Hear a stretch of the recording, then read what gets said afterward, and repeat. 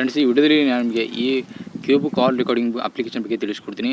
ಹೌದು, ನೀವು ಪ್ಲೇಸ್ಟೋರಲ್ಲಿ ನೋಡ್ಬೋದು. ಇದ್ರದ್ದು ರೇಟಿಂಗ್ ಏನಿದೆ ಇಲ್ಲಿ 4.0 ಇದೆ. 8 ಲಕ್ಷ ಏನಿದೆ ಇಲ್ಲಿ ರಿವ್ಯೂನ ಮಾಡಿದ್ದಾರೆ. ಇನ್ನು ನಿಮ್ಮ ಡೌನ್ಲೋಡಿಂಗ್ ನೋಡಿದರೆ ನಿಜವಾಗ್ಲೂ ಶಾಕ್ ಆಗ್ತೀರಾ. ಯಾಕಂದರೆ 1 ಕೋಟಿ ಜನ ಏನಿದೆ ಈ ಅಪ್ಲಿಕೇಶನ್ನ ಡೌನ್ಲೋಡ್ ಮಾಡ್ಕೊಂಡಿದ್ದಾರೆ. ಇದರಲ್ಲಿ ನಿಮಗೆ ಅನಿಸ್ಬೋದು ಅಂಥ ಒಂದು ಫೀಚರ್ ಇದರಲ್ಲಿ ಏನಿದೆ ಅಂತ. ಫ್ರೆಂಡ್ಸ್, ಇವತ್ತಿನ ಈ ವಿಡಿಯೋದಲ್ಲಿ ಈ ಕ್ಯೂಬ್ ಕಾಲ್ ರೆಕಾರ್ಡಿಂಗ್ ಅಪ್ಲಿಕೇಶನ್ ಬಗ್ಗೆ ಒಂದು ಅಡ್ವಾನ್ಸ್ ಲೆವೆಲ್ ಫೀಚರ್ಸ್ನ ತಿಳಿಸ್ಕೊಡ್ತೀನಿ. ಬೇರೆಯವ್ರ ಫೋನಲ್ಲಿ ಅಪ್ಲಿಕೇಶನ್ ಇನ್ಸ್ಟಾಲ್ ಮಾಡಿದ್ರೆ ಅಂದ್ಕೊಳ್ಳಿ, ಈ ಅವರಿಗೆ ಈ ಅಪ್ಲಿಕೇಶನ್ ಬಗ್ಗೆ ಗೊತ್ತಾಗೋದೇ ಇಲ್ಲ, ಅಥವಾ ಅವ್ರ ಫೋನಲ್ಲಿ ರೆಕಾರ್ಡಿಂಗ್ ಆಗ್ತದೆ ಅನ್ನೋದು ಗೊತ್ತಾಗೋದೇ ಇಲ್ಲ. ಅಂಥ ಒಂದು ಅಡ್ವಾನ್ಸ್ ಲೆವೆಲ್ ಕಾಲ್ ರೆಕಾರ್ಡಿಂಗ್ ಇದೆ ಅಂತಲೇ ಹೇಳ್ಬೋದು. ಇದನ್ನು ಹೇಗೆ ಒಂದು ಸೆಟಪ್ ಮಾಡ್ಕೋದು, ಹಾಗೆ ಹೇಗೆ ಇದು ಕೆಲಸ ಮಾಡಿದೆ ಅಂತ ಸಂಪೂರ್ಣವಾಗಿ ಈ ವಿಡಿಯೋದಲ್ಲಿ ತಿಳಿಸ್ಕೊಡ್ತೀನಿ. ಇನ್ನು ನಿಮಗೆ ಒಂದೊಂದೇ ತಿಳಿಸ್ಕೊಡ್ತೀನಿ. ಇಲ್ಲಿ ನೋಡ್ಬೋದು ಮೆನು ಆಪ್ಷನ್ನ ತೋರಿಸ್ತಾ ಇದೆ, ಅಥವಾ ರೇಡಿಯೋ ಬಟನ್ನ ತೋರಿಸ್ತಾ ಇದೆ. ಇಲ್ಲಿ ಮೂರು ಡಾಟ್ಸ್ ಏನಾದರೂ ಕ್ಲಿಕ್ ಮಾಡಿದ್ರೆ ಸಾಕು, ಕಂಪ್ಲೀಟಾಗಿ ಇಲ್ಲಿ ನಿಮಗೆ ಒಂದು ಟೈಮ್ ಲೈನ್, ಮ್ಯಾಪ್ ಅಥವಾ ರೆಕಾರ್ಡಿಂಗ್ ಸಂಬಂಧಪಟ್ಟಂಥ ಎಲ್ಲ ತೋರಿಸ್ತಾ ಇರುತ್ತೆ. ಅಷ್ಟೆಲ್ಲ ಫ್ರೆಂಡ್ಸಲ್ಲಿ ನಿಮಗೆ ರೆಕಾರ್ಡಿಂಗಲ್ಲಿ ನೋಡಿದ್ರೆ ಇಲ್ಲಿ ನಿಮಗೆ ಕಂಪ್ಲೀಟಾಗಿ ಒಂದು ಆಟೋ ರೆಕಾರ್ಡಿಂಗ್ ಸಂಬಂಧಪಟ್ಟಂಗೆ ಒಂದು ಫೀಚರ್ನ ತೋರಿಸ್ತಾ ಇರುತ್ತೆ. ಅಷ್ಟೆಲ್ಲ ಇದರಲ್ಲಿ ನಿಮಗೆ ಒಂದು ಅಡ್ವಾನ್ಸ್ ಲೆವೆಲ್ ಫೀಚರ್ಸ್ ಅಂದರೆ ನೀವು ಪರ್ಟಿಕ್ಯುಲರ್ಗೆ ಒಂದು ಟಾರ್ಗೆಟ್ ಮಾಡಿ ಅದೇ ನಂಬರ್ನ ನೀವು ಇಲ್ಲಿ ಕಾಲ್ ರೆಕಾರ್ಡಿಂಗ್ ಮಾಡಬೇಕು ಅಂತಿದ್ದೀರಾ ಅಂದರೆ ಅದನ್ನು ನೀವು ಇಲ್ಲಿ ಮಾಡ್ಬೋದು. ಅಷ್ಟೆಲ್ಲ ಇಲ್ಲಿ ನೀವು ಸ್ಟಾರ್ಟಿಂಗ್ ನೋಡ್ಬೋದು. ಇಲ್ಲಿ ಆಟೋ ರೆಕಾರ್ಡಿಂಗಲ್ಲಿ ಆಲ್ರೆಡಿ ಆನ್ ಇದೆ. ಇದು ಡಿಫಾಲ್ಟ್ ಸೆಟ್ಟಿಂಗ್ಸ್ ಇರುತ್ತೆ, ಯಾವ ಥರ ಇದೆ ಅದೇ ಥರನೇ ಬಿಡಿ. ಅದಾದಮೇಲೆ ಇಲ್ಲಿ ಫೋನ್ ರೆಕಾರ್ಡಿಂಗಲ್ಲಿ ಕೆಳಗಡೆ ನೋಡ್ಬೋದು ವಾಯ್ಸ್ ಕಮ್ಯುನಿಕೇಷನ್ ಸಾಫ್ಟ್ವೇರ್ ಅಂತ ಇರುತ್ತೆ. ಹೌದು, ಇದ್ರ ಬಗ್ಗೆ ಹೇಳ್ಬೇಕಂದ್ರೆ ಇಲ್ಲಿ ನಿಮಗೆ ಸೌಂಡ್ ಕ್ವಾಲಿಟಿ ಸಂಬಂಧಪಟ್ಟಂಗೆ ಇರುತ್ತೆ ಅಂತಲೇ ಹೇಳ್ಬೋದು. ನೀವು ಇಲ್ಲಿ ಇದಕ್ಕಿಂತ ಅಡ್ವಾನ್ಸ್ ಲೆವೆಲಲ್ಲಿ ನೀವು ಇಲ್ಲಿ ತುಂಬ ಕ್ಲಿಯರಾಗಿ, ತುಂಬ ವೈಡಾಗಿ ಕೇಳಬೇಕಂದ್ರೆ ನೀವು ಇಲ್ಲಿ ಡಿಫಾಲ್ಟ್ ಮೈಕ್ ಅಂತ ಇದೆ, ಅದನ್ನು ಸೆಟ್ ಮಾಡ್ಬೋದು. ಅಥವಾ ವಾಯ್ಸ್ ಕಮ್ಯುನಿಕೇಷನ್ ಸಾಫ್ಟ್ವೇರ್ ಏನಿದೆ, ಸಾಫ್ಟ್ವೇರ್ನ ನೀವು ಕ್ಲಿಕ್ ಮಾಡಿದ್ರೆ ಅನ್ಕೊಳ್ಳಿ, ಅದರ ತಕ್ಕಂಗೆ ಅದು ಇಲ್ಲಿ ಆಟೋಮೆಟಿಕ್ಕಾಗಿ ಸೆಲೆಕ್ಟ್ನ ಮಾಡ್ಕೋತೆ.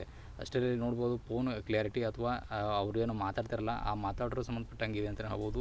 ಅಂದರೆ ಅವ್ರ ವಾಯ್ಸ್ ಸಂಬಂಧಪಟ್ಟಂಗೆ ಅದು ಕ್ಲಿಯರಾಗಿ ಹೈ ಕ್ವಾಲಿಟಿಯಲ್ಲಿ, ಮತ್ತು ಏನಾದರೂ ಬ್ಯಾಕ್ಗ್ರೌಂಡ್ ನಾಯ್ಸ್ ಇತ್ತು ಅಂದರೆ ನೀವು ಇಲ್ಲಿ ಮ್ಯಾನ್ಯುವಲಿಯಾಗಿ ಆಟೋಮೆಟಿಕ್ಕಾಗಿ ರಿಮೂವ್ ಮಾಡುತ್ತೆ. ಇನ್ನು ಅಷ್ಟೆಲ್ಲ, ಇನ್ನು ಫೋನ್ ಬಂದ ಮೇಲೆ ಇಲ್ಲಿ ರೆಕಾರ್ಡಿಂಗ್ ಡಿಲೇ ಟೈಮಿಂಗ್ ಕೂಡ ತೋರಿಸ್ತಾ ಇರುತ್ತೆ. ನೀವು ಇಲ್ಲಿ ಬೇಕಂದ್ರೆ ಇದನ್ನು ಸೆಟ್ ಮಾಡ್ಕೋಬೋದು.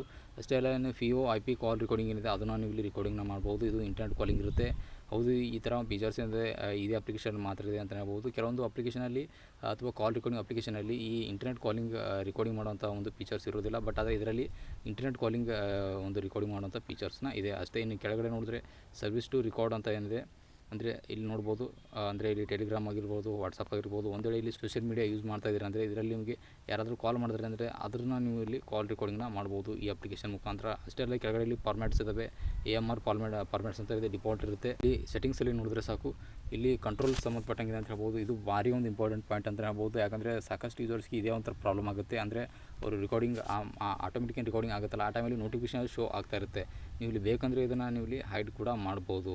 ಅಷ್ಟೆಲ್ಲ ನೋಡ್ಬೋದು. ಇಲ್ಲಿ ಹೈಡ್ ರೆಕಾರ್ಡಿಂಗ್ ಕಂಟ್ರೋಲ್ ಅಂತ ಇದೆ. ಅಂದರೆ do not show recording control during calls. ಅಂದರೆ ಫೋನ್ ಮಾಡೋ ಟೈಮಲ್ಲಿ ರೆಕಾರ್ಡಿಂಗ್ ಏನಾಗುತ್ತಲ್ಲ, ಇಲ್ಲಿ ಕಂಟ್ರೋಲ್ ಸೆಂಟ್ರಲ್ಲಿ ಇದು ಯಾವುದೇ ಕಾರಣದಲ್ಲಿ ಶೋ ಆಗ್ಬಾರ್ದು. ಅಂದರೆ ನೀವು ಇಲ್ಲಿ ಇದನ್ನು ಹೈಡ್ ಮಾಡಿದ್ರೆ ಇಲ್ಲಿ ಈ ರೇಡಿಯೋ ಬಟನ್ನ ಆನ್ ಮಾಡಿದ್ರೆ ಇಲ್ಲಿ ಹೈಡ್ ಆಗಿಬಿಡುತ್ತೆ. ಯಾವುದೇ ಅಂತ ಕಂಟ್ರೋಲ್ ಸೆಂಟರ್ ಏನಿದೆ ಕಾಲ್ ರೆಕಾರ್ಡಿಂಗ್ ಟೈಮಲ್ಲಿ ಅಥವಾ ಕಾಲ್ ಬಂದಿರೋ ಟೈಮಲ್ಲಿ ಯಾವುದೇ ಕಾರಣ ಕೂಡ ಇಲ್ಲಿ ಶೋ ಆಗೋದಿಲ್ಲ. ಇಲ್ಲಿ ಇನ್ನೊಂದು ಇಂಪಾರ್ಟೆಂಟ್ ಫೀಚರ್ಸ್ ಬಗ್ಗೆ ಹೇಳ್ಬೇಕಂದ್ರೆ ಇಲ್ಲಿ ಬ್ಯಾಕಪ್ ಹಾಗೂ ಸ್ಟೋರೇಜ್ ಆಪ್ಷನ್ ಇರುತ್ತೆ.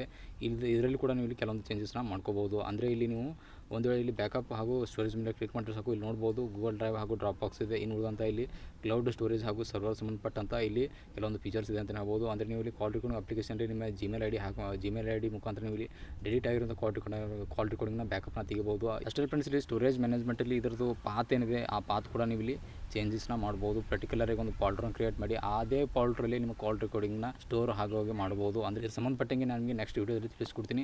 ಯಾಕಂದರೆ ಇದು ಸಾಕಷ್ಟು ಇದರಲ್ಲಿ ಫೀಚರ್ಸ್ನ ಇದ್ದಾವೆ. ಯಾಕಂದರೆ ವಿಡಿಯೋ ತುಂಬ ಲಾಂಗ್ ಆಗುತ್ತೆ. ಹೀಗಾಗಿ ನಾನು ನಿಮಗೆ ಮುಂದಿನ ವೀಡಿಯೋದಲ್ಲಿ ತಿಳಿಸ್ಕೊಡ್ತೀನಿ. ನಮಸ್ಕಾರ.